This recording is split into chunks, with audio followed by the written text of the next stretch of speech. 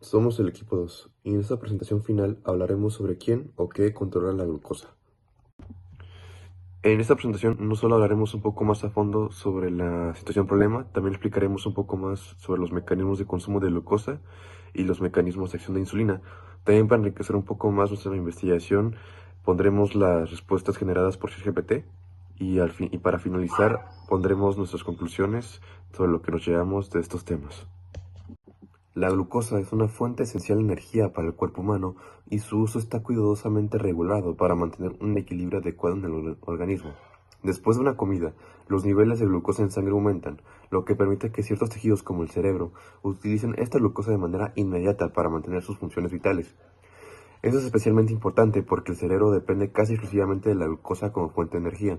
Sin embargo, otros tejidos como el músculo esquelético y el tejido adiposo no pueden absorber la glucosa directamente y dependen de la acción de ciertas hormonas, principalmente la insulina, para facilitar este proceso.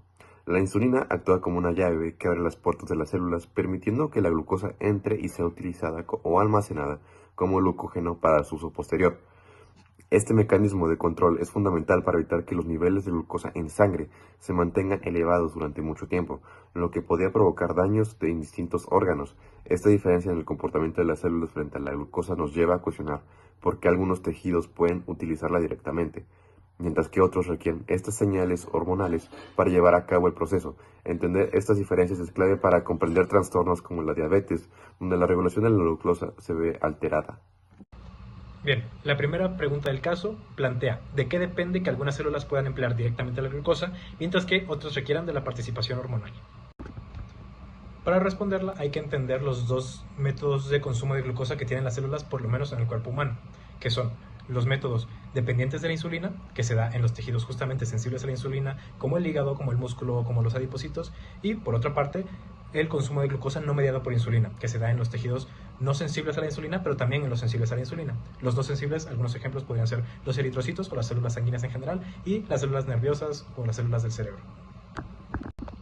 Ahora, ¿de qué depende que ciertos tejidos sean sensibles o no a la insulina? Pues depende de los transportadores de glucosa presentes en las membranas celulares de las células que componen a ese tejido. Los transportadores de glucosa o GLUTs se pueden clasificar en dos tipos, los independientes a la insulina, como el GLUT1 y el GLUT3, y los dependientes a la insulina, como el GLUT4.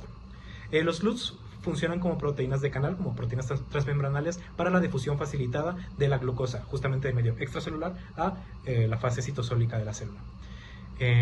A la derecha se ve un diagrama donde se muestran los distintos GLUTs que expresan distintos tejidos del cuerpo. Entonces, justamente, ¿de qué depende que ciertos tejidos dependan de la insulina? Pues de los tipos de GLUTs que expresen las células de ese tejido. Algunos pueden ser constitutivos, otros no constitutivos y dependientes de la insulina.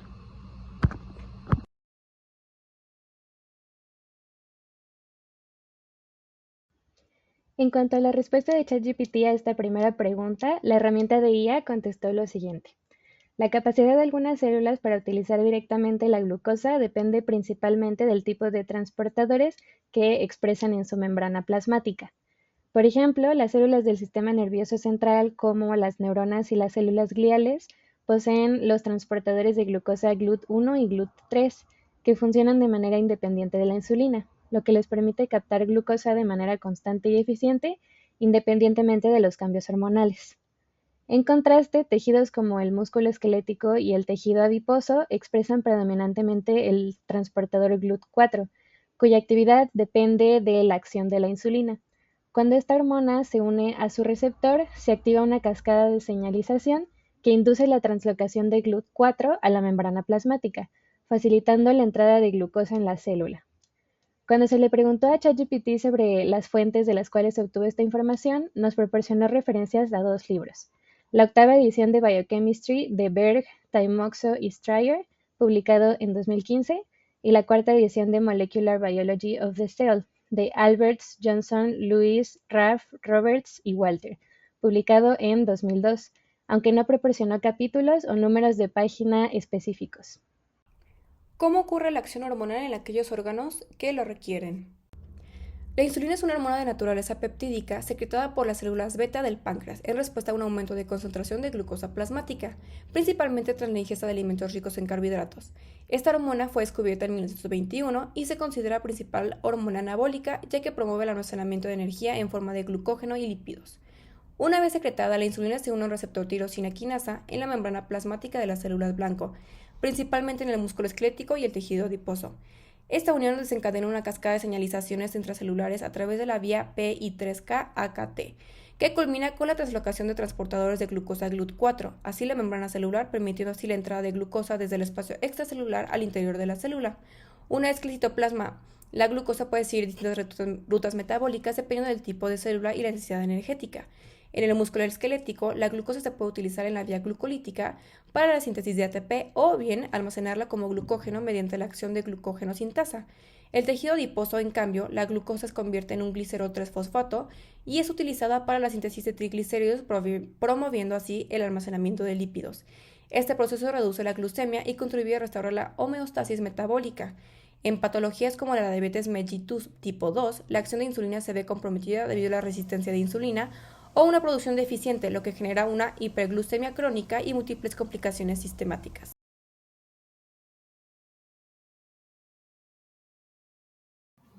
Bueno, de igual manera se le pidió a ChatGPT que explicara el mecanismo de acción de la insulina basándose en fuentes bibliográficas confiables y basándose en esa respuesta también se le pidió que explicara detalladamente cómo ocurre la acción hormonal en aquellos órganos que la requieren.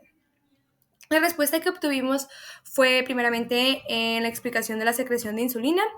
Este inicia cuando la insulina se une a su receptor, en este caso tirosina sinasa, en la membrana de las células dianas, ya sea en tejido adiposo, músculo, hígado, lo cual desencadena una cascada de señalización intracelular en donde la activación del receptor fosforila proteínas intracelulares, lo cual activa diferentes vías de señalización como la PI3K-AKT.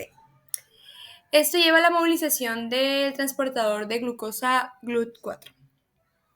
Ya teniendo esta información, ChatGPT nos arrojó la pregunta de por qué algunas células no requieren insulina y nos explica que en órganos como el cerebro y glóbulos rojos la glucosa es la principal fuente de energía y su captación es constante e independiente de los niveles de insulina, al contrario del músculo y tejido adiposo, en donde captan glucosa cuando hay energía disponible y la insulina regula la distribución eficiente. A continuación voy a hacer una comparación y una conclusión. La comparación es sobre ChatGPT y fuentes confiables. Al realizar esta investigación del caso, se obtuvo diferente información.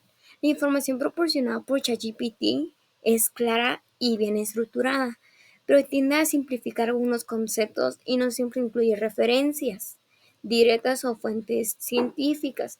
En contraste, la investigación de fuentes confiables ofrece mayor profundidad y precisión y validación mediante estudios revisados por pares. Mientras que ChatGPT puede ser útil para generar o obtener una visión general rápido, en fuentes confiables científicas proporcionan datos verificables y respaldados, lo que hace que sea un análisis riguroso y confiable.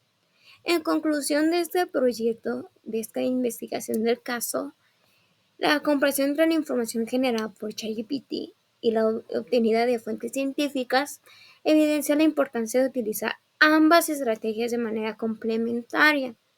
Mientras que la inteligencia artificial te permite obtener una visión general y rápida y estructurada del tema, las fuentes científicas proporcionan mayor profundidad, precisión y respaldo académico. La información de ChatGPT resultó ser útil al comprender conceptos claves del caso, que fue de la glucosa, pero fue necesario recurrir a unos estudios para garantizar la veracidad.